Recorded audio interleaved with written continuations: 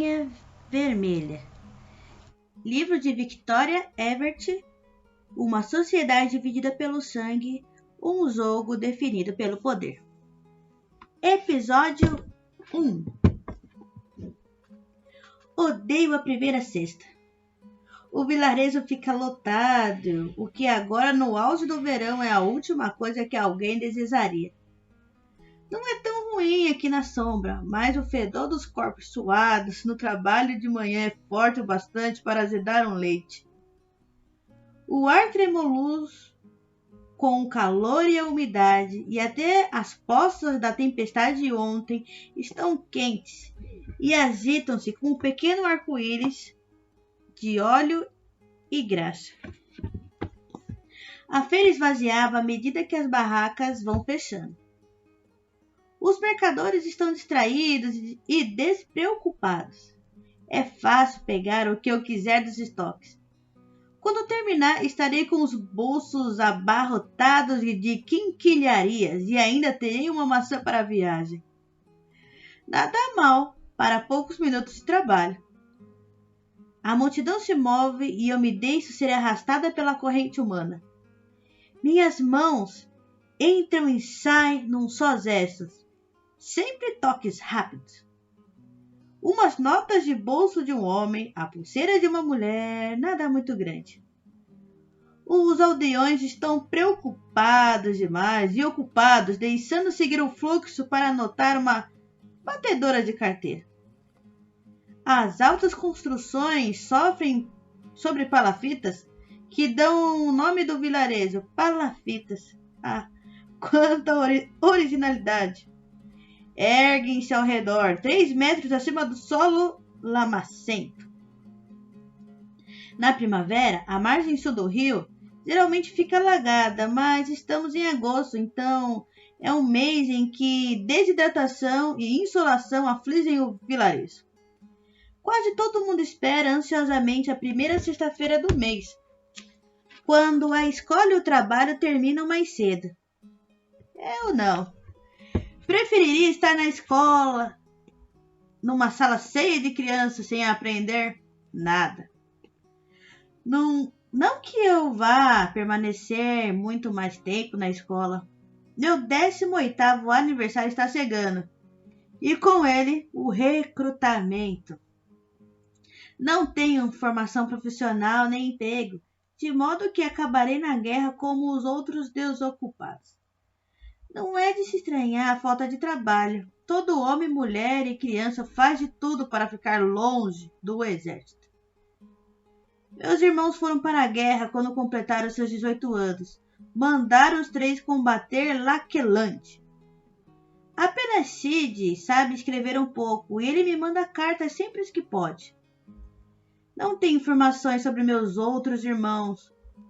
Britran, há mais de 1 ano. Mas notícia ruim sempre chega depressa, não é verdade? As famílias podem passar anos sem novidades para um dia se deparar com os filhos na porta de casa. De licença ou às vezes felizes por terem sido dispensados.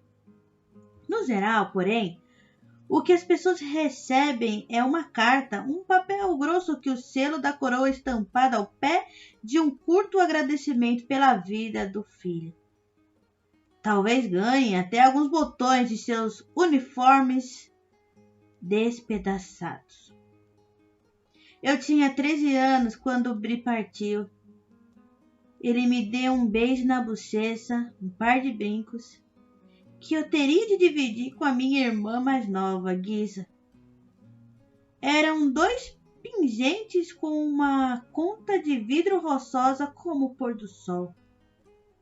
Naquela mesma noite, nós 2 furamos as orelhas sozinhas. Tram e Sid mantiveram a tradição.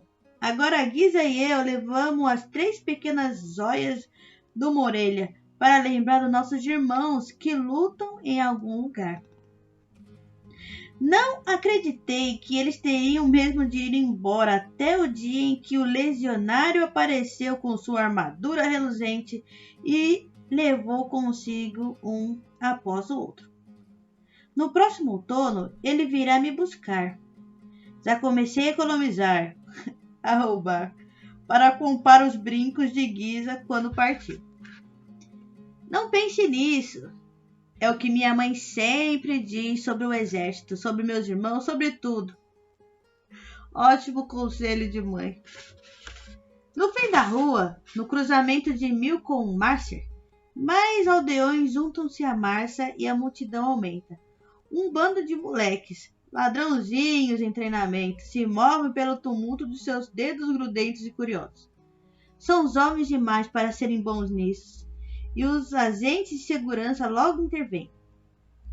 Normalmente, as crianças seriam mandadas para o tronco ou para a cadeia no entreposto, mas os agentes querem ver a primeira cesta.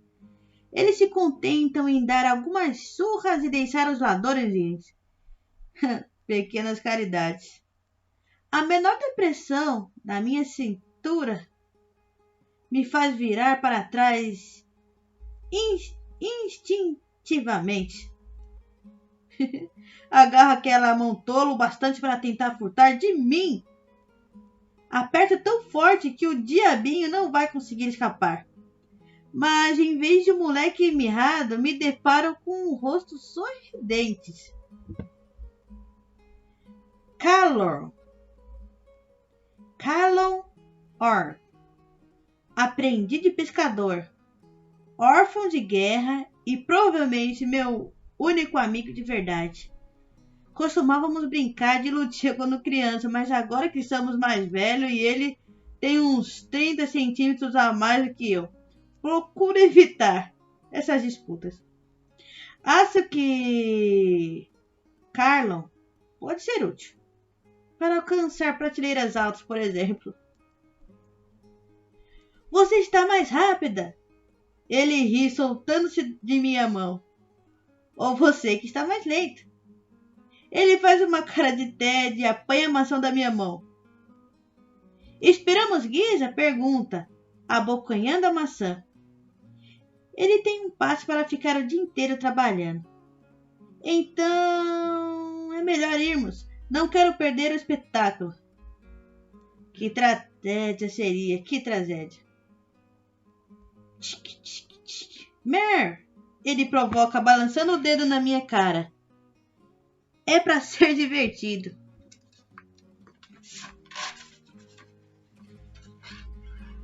É para ser um aviso, seu burro. Nisso eles já caminham uns passos largos, forçando-me quase correr para acompanhar o ritmo. O andar zingado, desequilibrado, passos de maruso, é o que ele chama, embora nunca tenha estado em alto mar. Mas acho que as longas horas de pesqueiro no seu mestre, ainda que no rio, tendem a produzir algum efeito. O pai de Kylo foi mandado para a guerra, assim como o meu, mas enquanto o meu regressou sem uma perna e um pulmão, o Sr. Harry voltou dentro de uma caixa de sapatos. A mãe de Kylo fugiu logo em seguida, deixando o filho abandonado à própria sorte. Ele morreu de fome, mas por algum motivo continuou pegando no meu pé. Eu o alimentava só para não ter que ensoltar aquele saco de ossos o tempo todo. Hoje, 10 anos depois, aqui está ele. Pelo menos ocupando um posto de aprendiz e não vai ter que encarar a guerra, pois ele tinha um trabalho.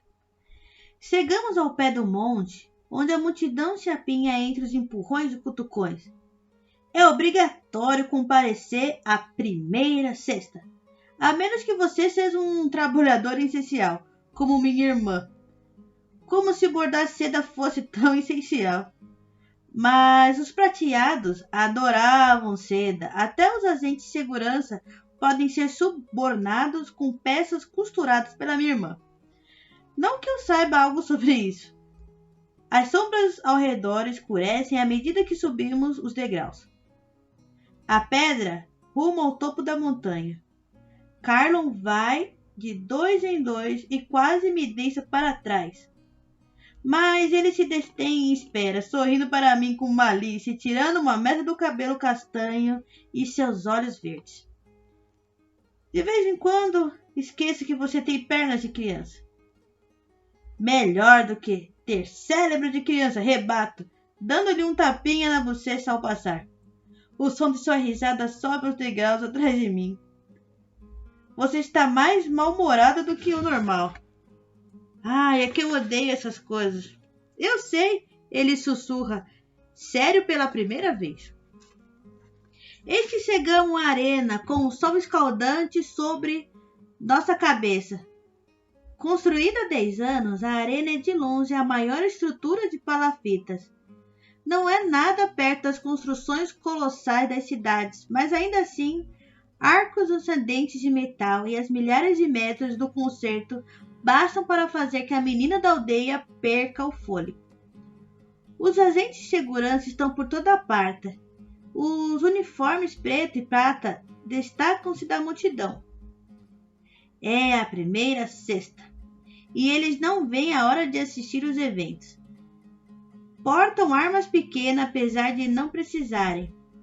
Os ausentes são prateados, e os prateados não têm nada a temer de nós vermelhos. Todo mundo sabe disso. Não somos iguais, embora talvez nos dê para perceber só de olhar.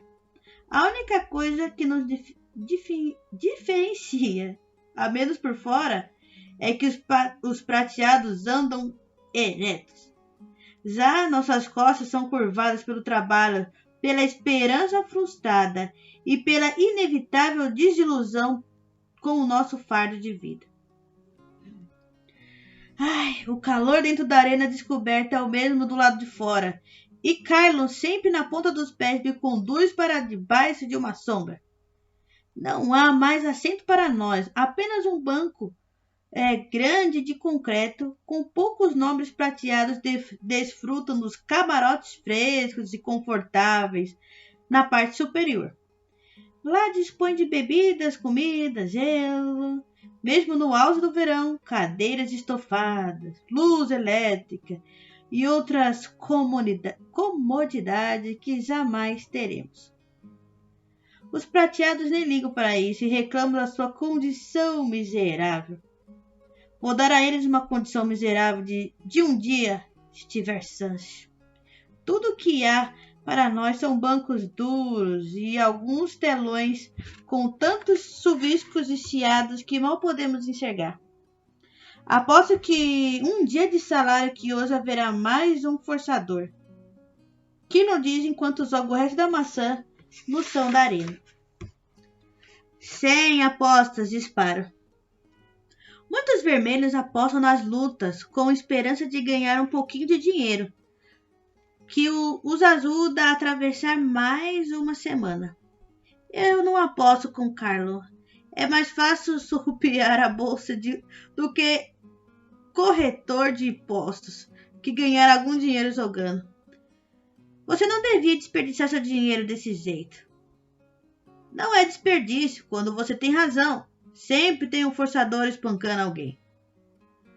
Os forçadores geralmente participam da metade das lutas. Seu talento é sua técnica, os tornam mais aptos à arena do que a maioria dos prateados.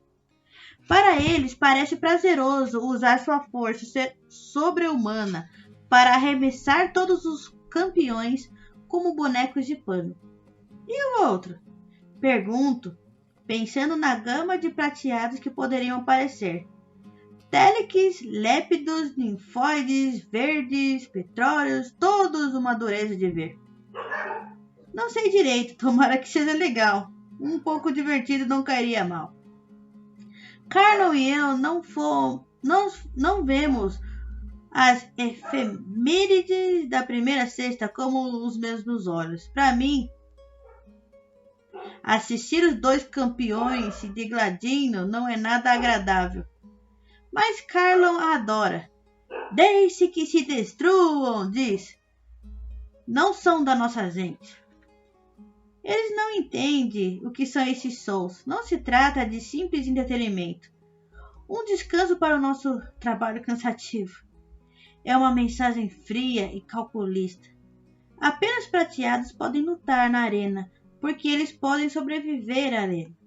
lutam para nos mostrar sua força e seu poder. Vocês não são páreo para nós. Somos melhores, somos deuses. É isso que cada golpe dado pelos campeões querem dizer. E eles têm toda a razão. No mês passado, eu assisti uma luta entre Leptio e um Telek. Embora o Leptio se movesse mais rápido do que conseguisse ver, o Telek o imobilizou completamente. Ele ergueu o adversário no chão apenas com o poder da mente. Imagine. O Lépido começa a sufocar. Acho que o Telect agarrou a garganta dele de algum jeito invisível. A luta terminou quando o Lépido ficou azul. Carlon comentou. Ele tinha apostado no Telect. Senhoras e senhores, prateados e vermelhos, bem-vindos à primeira sexta, a efeméride de agosto. A voz do locutor ecoa pela arena, amplificada pelas muralhas. Soa entediada, como de costume, mas não por isso. Antes, as efemérides estavam bem longe de serem disputas. Eram simples execuções. Prisioneiros inimigos do Estado eram transportados para Arceon, a capital, e mortos diante de uma plateia de prateados. Agora que os prateados gostavam disso, então começavam as lutas. Não para matar, mas para divertir.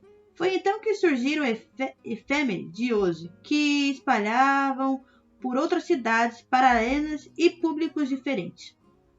Com o tempo, permitiu-se a entrada de vermelhos confinados aos assentos baratos. Não demorou muito até os prateados construírem arenas por toda parte, mesmo em vilarejo como Palafitas. É onde eu moro. E a participação dos vermelhos, que antes era um ato benevolente, tornou-se obrigatório. Meu irmão, Sage, diz que é porque nas cidades como Arena, os vermelhos cometem menos crimes e discordam menos do regime. Até o número de atos rebeldes cai. Agora os prateados não precisam apelar pelas execuções, mesmo legiões de agentes de segurança para manter a paz. Dois campeões já bastam para nos assustar. Hoje, os dois em questão fazem bem seu trabalho. O primeiro, a pisar da areia branca, é apresentado como Cantus Carro, um prateado de Arbor Bay, que fica ao leste de Palafitas. O telão explode em cores para formar uma imagem nítida do guerreiro. Ninguém precisa dizer que é um forçador. Os braços são como troncos de árvores, cheios de nervos e veias, e a pele toda repulsada. Quando ele sorri, eu logo reparo que os dentes estão quebrados e já não estão mais na boca. Talvez ele tenha brigado com a escova de dentes na infância. Do meu lado, Kiron está aos gritos e os outros aldeões remusem com ele. Um agente de segurança atira pães aos que gritam mais altos para premiar o esforço. À minha esquerda, outro agente entrega um papelzinho amarelo brilhante para uma criança que o esgoneia. É um leque, um vale de cota extra de eletricidade. Tudo isso para que torçamos e gritemos. Tudo para nos forçar a ver, ainda que não queiramos. Isso mesmo, ele quer ouvir vocês. O locutor quase bocejou, forçando o entusiasmo na voz de máxima que podia. E aqui temos seu oponente, diretamente da capital, Samson Merandos. Acho que é esse o nome dele. Provavelmente um parente distante de alguém famoso tentando ganhar renome na arena. Parece pálido e languido ao longo do conjunto de músculos em forma humana que era o seu oponente, mas a sua armadura de aço temperado é boa e reluzente. Embora devesse estar assustado, parece estranhamente calmo. O sobrenome soa familiar, o que não é incomum. Muitos prateados pertencem a famílias ilustres, chamadas casas. com dúzias de membros. A casa que governa nossa região, capital de Vale, é uma casa Well.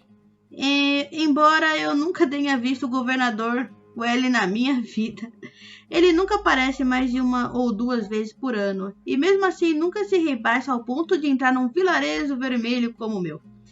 Vi uma vez seu barco cruzar o rio, uma máquina elegante com bandeiras auriverdes. Ele é um verde. Quando passou, as árvores nas margens florescentes e o céu recobriu-se de flores. Achei bonito. Até um dos garotos mais velhos jogaram uma pedra no barco. Eles caíram no rio, inofensivos, mas o menino foi para o tronco mesmo assim. O forçador leva, sem dúvida. Carlon observa o campeão mirrado. Como você sabe? Qual é o poder de Samson? Isso importa? Ele vai perder de qualquer jeito. Zombor preparando para assistir. O gongo soa na arena. Muitos se levantam ansiosos para assistir, mas permaneço sentado em um pretexto silencioso. Por mais calmo que pareça, a raiva ferve dentro de mim. Raiva e inveja, somos deuses, é a frase que ecoa na minha cabeça. Campeões, adentrem a arena. Eles entram, pisando forte um de cada lado. Armas de fogo são proibidas no combate da arena, então Cantos pulsa uma espada curta e larga. Duvido que vai precisar dela. Sansão nunca saca nenhuma arma, mas contrai os dedos. Um zumbido elétrico baixo soa na arena. Ai, odeio esta parte. O som reverbera aos meus ossos e dentes, que latejam tanto que chego a pensar que vão trincar. O ruído termina com uma campainha aguda. Começou! Suspiro. Logo de cara, parece que vai ser um banho de sangue. Cantos avança como um touro, levanta a arena. Sanso tenta desviar, usando o ombro que para deslizar para trás os prateados como um forçador é rápido. Ele agarra a perna de Sanso e arremessa pela arena feito um pateta. Ai, os gritos da torcida encobrem um urro de dor que Sanso solta ao bater um muro de cimento, mas o sofrimento está escrito na sua testa. Antes de sonhar em levantar, Cantos já está em cima dele e o lança para o alto. O campeão de armadura cai na areia, feito um saco de ossos quebrados, mas se levanta não sei como. Ele é um saco de pancada? Rick Carlon. Vá para cima, Cantos! Kilo não liga para um pão a mais ou menos minutos extra de eletricidade. Não é por isso que ele torce. Ele sinceramente quer ver sangue dos prateados, sangue prata, para amansar a arena. Não importa que o sangue seja tudo o que nós somos, tudo o que nós podemos ser, tudo o que queremos ser. Carlos só quer ver e se ilude com a ideia de que eles são humanos de verdade, que podem ser feridos e derrotados. Mas sei que não é assim. O sangue deles é ameaça, um aviso, uma promessa. Somos iguais. Não somos iguais. E jamais seremos. Carlon não se decepciona. Até as pessoas de camarote podem ver o líquido metálico, o furtacor pingar na boca de Sanso. O sol de verão reflete-se nele como num espelho d'água e pinta um rio correndo em seu pescoço até a armadura. Esta é a verdadeira distinção entre prateados e vermelhos, a cor do sangue. Essa é a única diferença que nos torna mais fortes, mais inteligentes e melhores que nós. É a cor do sangue. Nós temos a cor vermelha e eles, que têm poder, a cor prateada. Sanson cospe e mais sangue prata reluz na arena. 10 metros à frente, Canto segura forma a espada na mão, pronto para pôr o fim na luta. Ai, pobre coitado, murmuro. Parece que Carlon tem razão. Ele não passa de um saco de pancadas. Cantos faz a arena tremer com seus passos, espada na mão, olhos em cima. E então ele para, um pé se mantém suspenso, a armadura ressoa com a interrupção abrupta. No meio da arena, o guerreiro sangrando aponta para Cantos, seu olhar parece capaz de partir ossos. Samson move os dedos e Cantos caminha perfeitamente, sincronizado com os gestos manuais dele. A boca do forçador se abre como se não fosse bom de cabeça, como se estivesse perdido a mente. Não acredito no que vejo. Um silêncio mortal recai sobre a arena enquanto assistimos a cena sem entender. Até Carlo não tinha o que dizer. Um murmurador, suspira em voz alta. Nunca tinha visto um deles na arena. Duvido que alguém tivesse. Murmuradores são raros, perigosos e poderosos, mesmo entre os prateados, mesmo na capital. Os murmuradores, o seu respeito variam, mas no final todos são simplesmente aterrorizantes. Eles podem entrar na minha cabeça, ler meus pensamentos e controlar sua mente. É exatamente isso que Samson faz agora, depois de atravessar a armadura e os músculos e cantos, e cegar ao seu cérebro, onde não há defesa. Cantos ergue a espada com as mãos trêmulas. Tenta combater o poder de Samson, mas por mais força que tenha, é incapaz de lutar com sua mente. Outros gestos de mão Samson faz, sangue prata respingar por toda a arena. Canto enfia a espada na armadura, na própria barriga. Posso ouvir o rangido doentio do metal cortando carne, mesmo do meu péssimo lugar. Sangue jorra de Cantos. A arena ecoa de espanto. Nunca vimos tanto sangue aqui antes.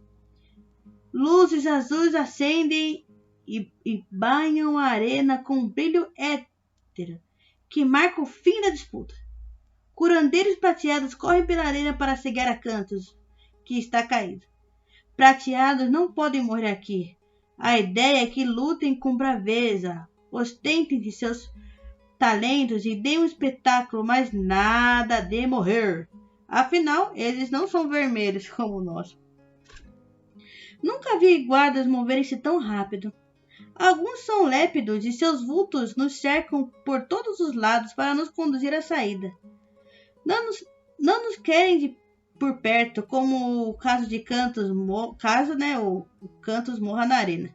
Enquanto isso, Samson se retira como um titã. Seu olhar repousa sobre o corpo de Cantos. Pense que encontraria um ar de arrependimento nele? Não. Seu rosto está impassível, inexpressivo e frio. O combate não significa nada para ele. Nós não somos nada para ele. Na escola aprendemos tudo sobre o mundo antes de nós, sobre anjos e deuses que viviam no céu e governavam a terra com as mãos ternas e gentis. Alguns dizem que não passam de histórias, mas eu não acredito. Os deuses ainda governam, ainda descem das estrelas, só que não são mais gentis. Então é isso. Esse foi o primeiro episódio.